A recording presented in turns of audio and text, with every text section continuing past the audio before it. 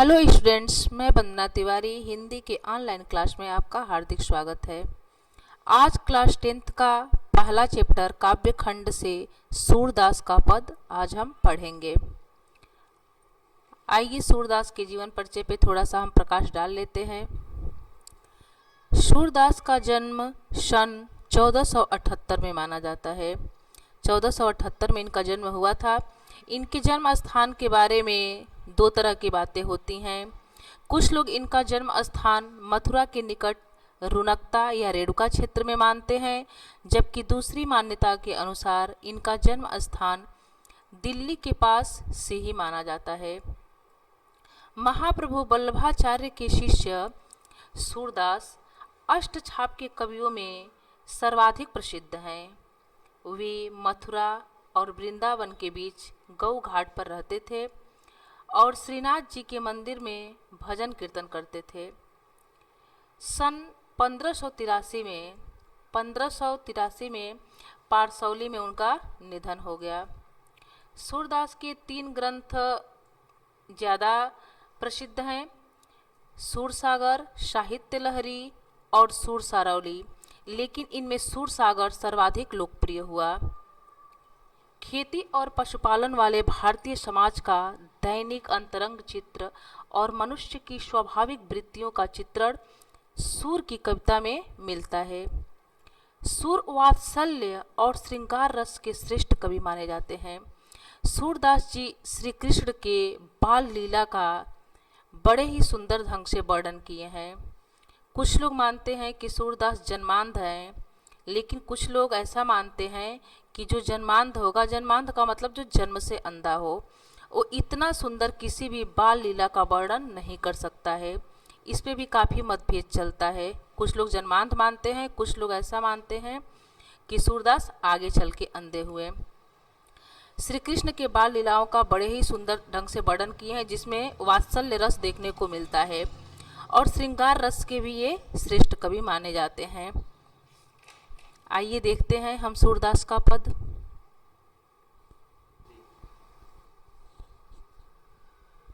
आइए देखते हैं सूरदास का पद। किसी भी पद या काव्यांश को पढ़ने से पहले उसका संदर्भ जानना बहुत जरूरी होता है।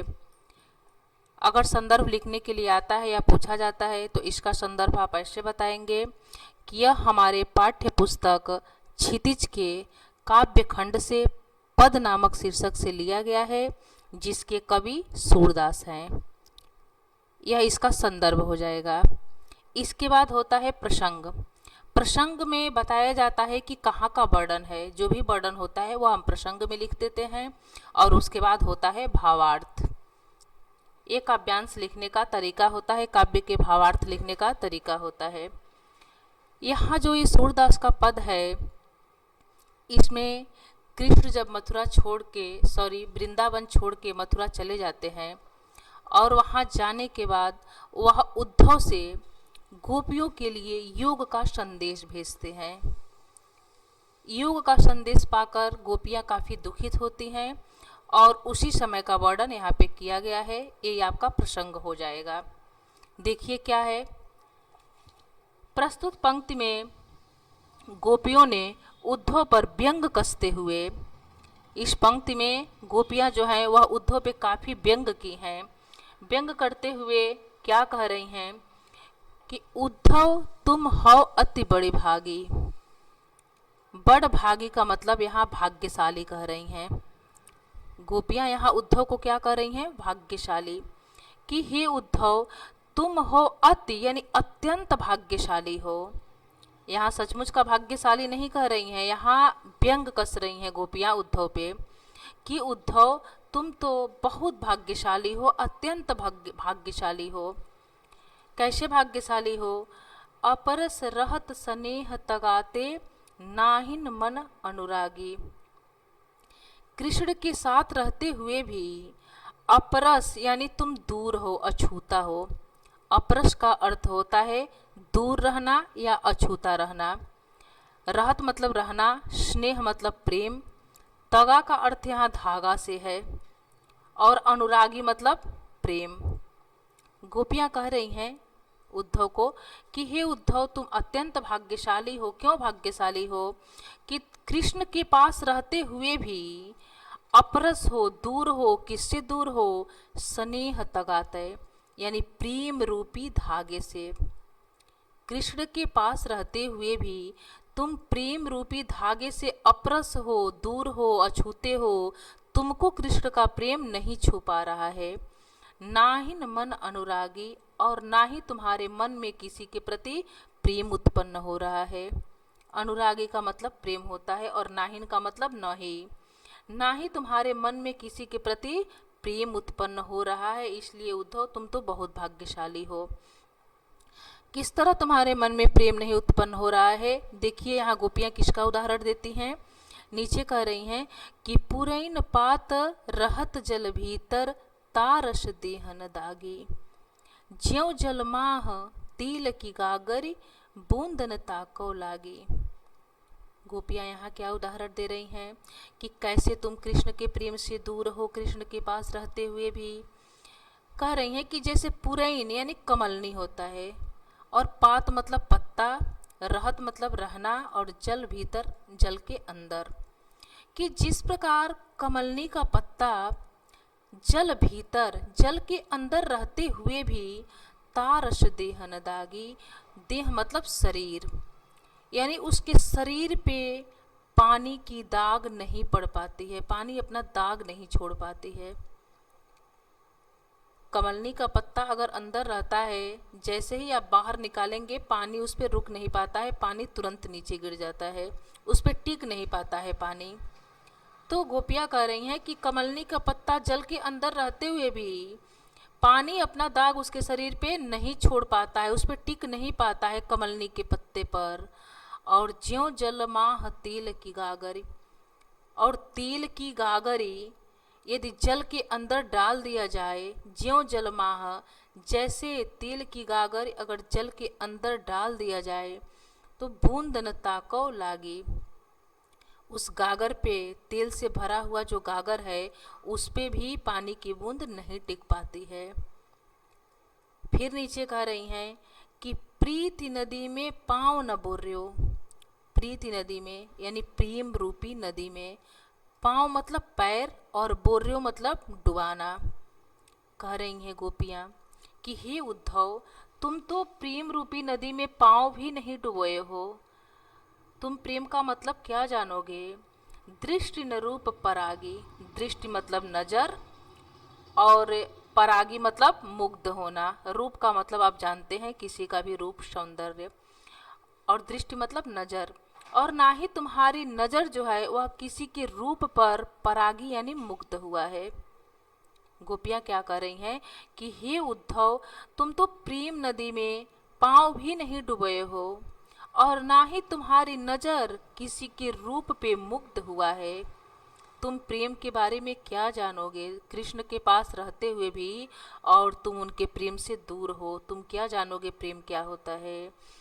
फिर नीचे कह रही हैं गोपियाँ कि सूरदास अबला हम भोरी। सूरदास कह रहे हैं कि गोपियाँ कह रही हैं कि लेकिन हम तो अबला हैं। अबला का मतलब होता है असहाय, नारी को असहाय माना गया है, और भोरी का मतलब भोलेपन से है। गोपियाँ कह रही हैं कि हम तो अबला हैं, असहाय हैं, और हम भोले भी हैं। हम कृष्ण के प्रेम से दूर नहीं हो सकते हैं। किस प्रकार नहीं हो सकते हैं? गुर चाटी ज्यों पागी। गुर गुड़ को कहा गया है, चाटी यहाँ चींटी को कहा गया है। कह रहे हैं गोपियाँ कि जिस प्रकार चींटियाँ जो हैं वह गुड़ में ऐसे लिपट जाती हैं कि वो अपना जान दे देती हैं, लेकिन गुड़ को नहीं छोड़ती हैं। आप कभी देखेंगे कि जब गुड़ में चींटियाँ लिपट जाती हैं तो छोड़ती नहीं हैं गुड़ को। गोपियाँ कह रही हैं कि ठीक वैसे ही हम भी कृष्ण के प्रेम में ऐसे लिपटे हुए हैं कि अंतिम सांस तक हम कृष्ण के प्रेम को नहीं छोड़ सकते हैं। हे उद्धव, तुम क्या जानोगे कि प्रेम क्या होता है?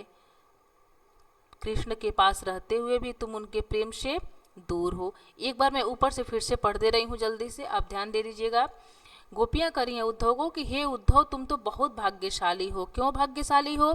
कि अपरस रहत स्नेह तगाते नाहिन मन अनुरागी। कृष्ण के पास रहते हुए भी तुम उनके प्रेम रूपी धागे से दूर हो और तुम्हारे मन में किसी के लिए प्रेम नहीं उत्पन्न हुआ है।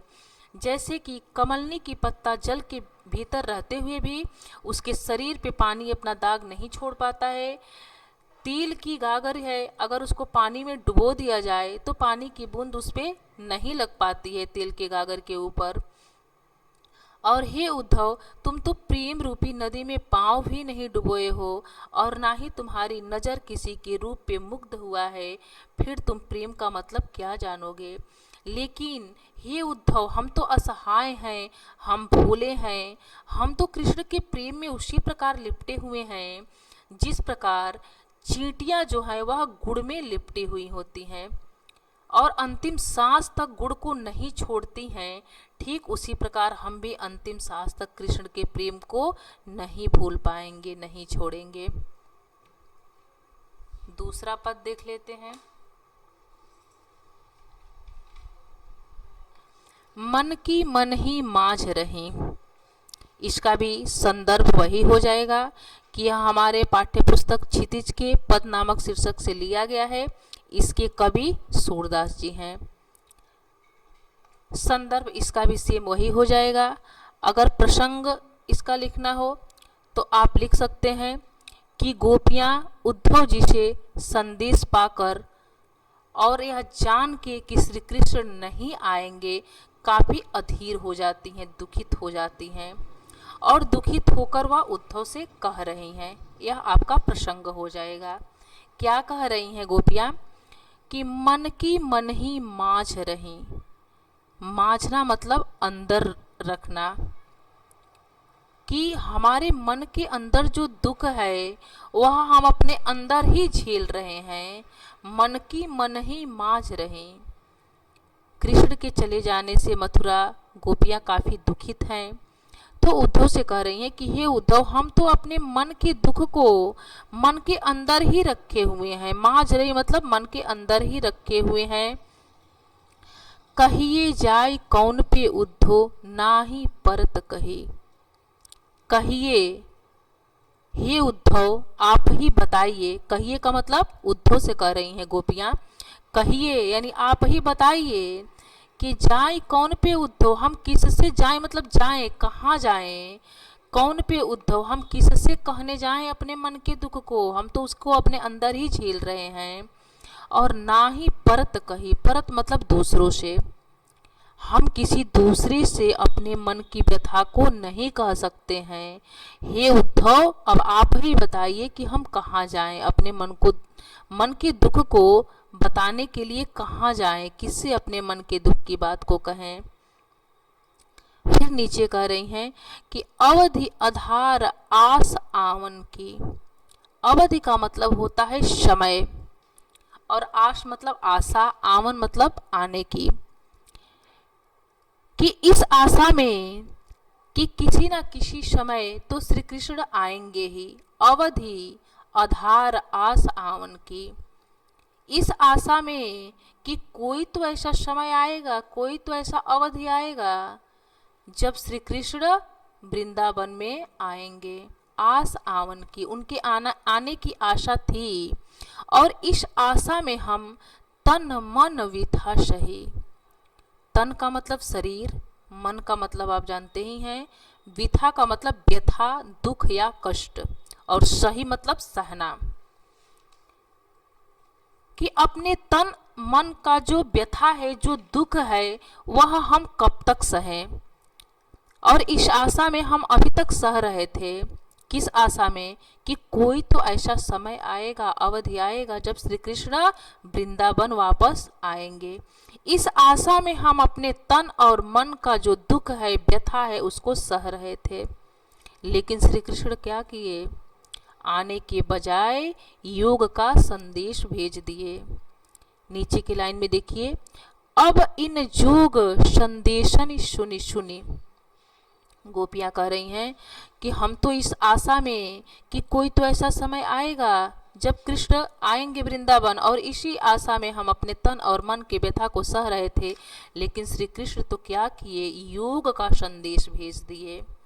योग का संदेश कृष्ण क्या भेजे थे कि तुम प्रेम को भूल के और निर्गुण ब्रह्म की उपासना करो। यही उनका योग का संदेश था।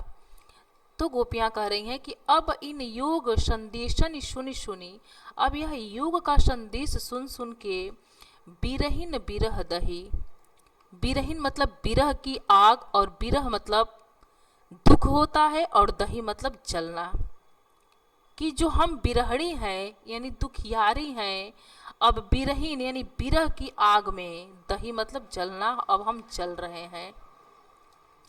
अभी तक तो आशा था कि कृष्ण आ जाएंगे वृंदावन, इस आशा में हम अपने कष्ट को सह रहे थे, लेकिन अब उनका योग संदेश सुन करके हम जो बिरहड़ी हैं वह अब बिरह की आग में जलने लगे। फिर नीचे की लाइन में देखिए क्या कह रही हैं, चाहती हुती गुहार जितई मैं, उतते धारी बही। चाहती हुती यानी हम लोग चाहते थे, हुती मतलब थे, हम लोग चाहते थे गुहार जितही। गुहार मतलब होता है किसी से अपने रक्षा का गुहार लगाना, कि हम लोग तो जीता ही तय यानी जिधर से, जिधर से का मतलब यहाँ कृष्ण से कहा गया है, कि हम लोग जहाँ से गुहार लगाना चाहते थे, चाहती हुती गुहार जितहिते, यानी कि जिधर से हम रक्षा का गुहार लगाना चाहते थे, उततय धारी बही, उधर से तो योग का धारा बहने लगा। हम लोग तो यही चाहते थे कि श्री कृष्ण आएंगे और उनसे हम लोग रक्षा का गुहार लगाएंगे, कि हम लोग प्रेम रूपी विरह की अग्नि में जल रहे हैं, लेकिन श्री कृष्ण क्या किए, उधर से योग का संदेश भेज दिए। उततय धार बही, उधर से तो योग की धारा बहने लगी, अब हम किससे गुहार लगाएंगे। फिर नीचे कह रही हैं कि सूरदास अब धीर धरहि क्यों, मर जा दान लही। सूरदास कह रहे हैं कि गोपियां कह रही हैं कि अब हम धीरज क्यों रखें, अभी तक तो यह आशा था कि कृष्ण आएंगे तो हम लोग धीरज रखे हुए थे, लेकिन अब तो वह योग का संदेश भिजवा दिए, अब हम न ही मर्यादा रखेंगे और न ही धैर्यता रखेंगे। सूरदास जी कह रहे हैं कि गोपियां कह रही हैं कि अब धीर धरहि क्यों, अब हम धैर्य क्यों धारण करें, जब यह विश्वास हो गया कि कृष्ण वृंदावन नहीं आएंगे, तो अब हम कोई धैर्यता नहीं धारण करेंगे, और मर ज्यादा न लही, और न ही हम कोई अब मर्यादा रखेंगे।